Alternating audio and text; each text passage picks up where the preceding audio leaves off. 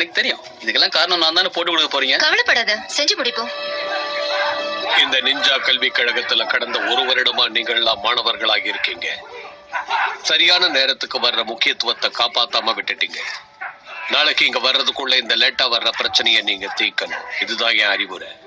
இல்லன்னா உங்களை இங்க இருந்து வெளியே அனுப்புறதை தவிர எனக்கு வேற வழியே இல்ல. இல்ல, உங்களால முடியாது. உங்களுக்குள்ள சிறந்த செயல் திறமை இருக்கு. அதை வீணாக்கிறத நினைச்சா வெக்கமா இருக்கு. இப்ப போங்க, உங்களுக்கு மத்த வேலைங்க இருக்கும்.